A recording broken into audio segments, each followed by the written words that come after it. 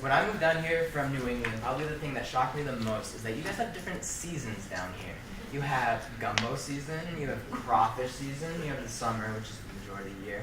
But the one that surprised me the most was that you have a whole season dedicated to hurricanes. Now, I don't have to tell you, but hurricanes are massive storms that can cause a lot of destruction to even the most well-prepared communities. Lots of rain, flooding, and high winds are all parts of these large disturbance events. Now, in August of 2017, Harvey started in the Atlantic, and as it made its way through the Caribbean and the Gulf of Mexico, it gained more and more strength before it landed over Houston as a Category 4 hurricane. Now, Harvey was a storm of epic proportions, but mostly because of the amount of rain. 34 trillion gallons of water were dumped over the Houston area. That's 24,000 superdomes of water. And so all of this water then flushed out into the Gulf of Mexico that is typically warm and salty.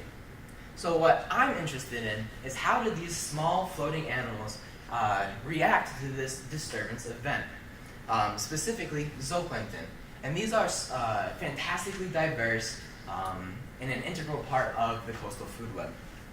Now, anything that lives in the ocean either was a part of the zooplankton or depends on zooplankton.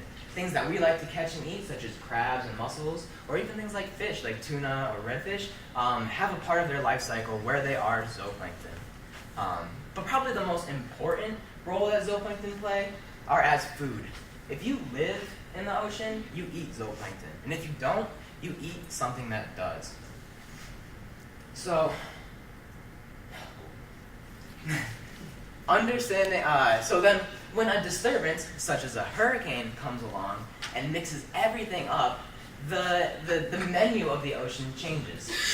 So understanding these sort of dynamics and how they impact food quality or predators in the coastal ecosystems is really important. And my research aims to study how these impacts are working in the Gulf of Mexico. And specifically, understanding this will help us ensure that all of these seasons that we know and love in Louisiana are here for the future to come.